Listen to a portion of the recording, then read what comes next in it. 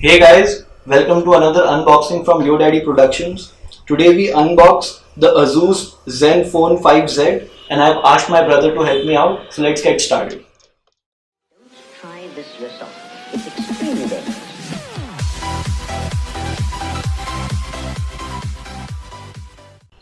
Hi guys, Asus has launched the new Zenfone 5Z in an exclusive partnership with Flipkart at a very sweet price point of 29,999.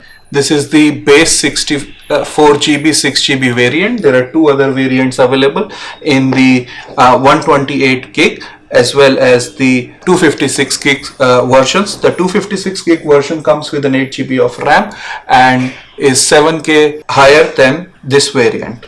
This phone Asus is trying to pitch right with the OnePlus 6, and the major or the only difference that I can find between these two phones is the front and the back camera, where the Asus has the 12 megapixel and 8 megapixel variants and the OnePlus has both cameras pitched at the 16 megapixel. However, Asus is claiming that they have done a lot of improvement on the AI of the camera, wherein the picture quality is either similar or better to the OnePlus 6. I have already removed the exterior casing which Flipkart had sent this in, and I'll go ahead and see what's inside the box. So this comes in a nice box, the blue color box. This is the midnight blue variant of the two versions available, and it has a nice blue dot at the bottom. This comes in a hard box which is similar to how the earlier phones used to come in. Nowadays the phones come in much softer and sleeker boxes. Once you remove the top casing, we have a nice lift up cover. Let's see what's inside the cover. I can see a SIM ejector tool. Asus has also provided a cover, back cover. Let's keep it on the side. Some IMEI information, warranty card and a user guide. Let's dig into the phone itself. So here you go. It's a nice glass finish phone.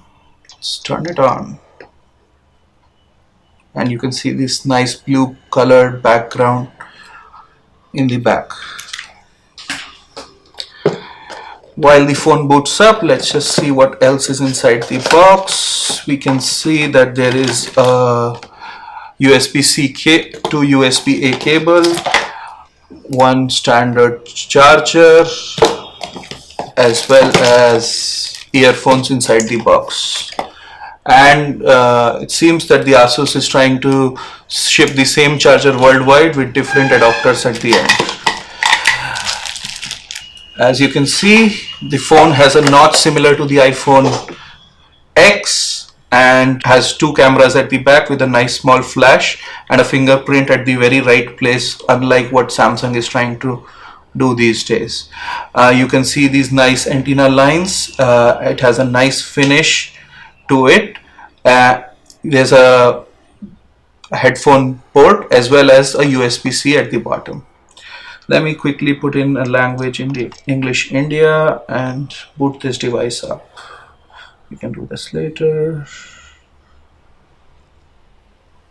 Okay, perfect. So after the initial screens of the Google and all the Asus licenses, the first thing that we see on the screen is requesting for an update. Let me just put it at a later stage, and now you can see the home screen that Asus has set up for this phone. Looking at the phone, it seems very slick. It has a 845 Snapdragon processor, which is the latest in the market, and there seems to be zero lag in this phone. It is around 22 grams lighter than the OnePlus 6 and also comes with a micro SD card support of up to 2 terabytes of storage. You can really take this phone to space and never run out of movies, guys. There seems to be an FM radio on this phone. Not sure if that is of any use to anybody at these days with all the music streaming apps coming up and the data being so cheap in India. Everything else seems to be similar to what this OnePlus 6 offers. It seems that the Android version on this phone is 8.0, whereas the OnePlus 6 has already been upgraded to 8.1. But I'm pretty sure that Asus will come up with 9.0 or Android Pie, which is recently launched. This phone was launched in July first week. You can see that it has the latest specs, and there seems to be a zero lag in this phone. Guys, as you can see, the phone shipped with Android version 8.0.0. The initial update pop-up has been done, and it seems that 65 MB update that Asus has shipped has not really changed the Android version. The initial impressions show that the back screen is all glass and has a metallic shine to it, but however I feel it is a little slippery to my preference. I would definitely need to put in a cover on this nice smartphone to use. I see the edge to body ratio is around 90% on this, which seems very fine, very nice and beautiful. I also noticed that I'm not able to navigate the screens by the touch of the sides, which is something I like, unlike the Samsung Galaxy S, where the holding the phone sometimes moves the screens around. Coming back to the accessories in the box, I see there's a nice transparent cover. It seems to be a slim one shipped with the box. Let's see, take it out, open it up, and you can see that this is a transparent cover indeed, and it's a soft TPU plastic. The phone, let's just put in the phone here and see how it is. It's a nice fit. It has nice cutouts for the camera, the fingerprint sensor. There's a small cutout at the top for the speaker bit. There's one small hole on the left side of the phone as well. The buttons are not really covered with any material, and you can see there are three cutouts at the bottom, one for the speaker, one for the microphone and the headphones, and the USB-C charging port.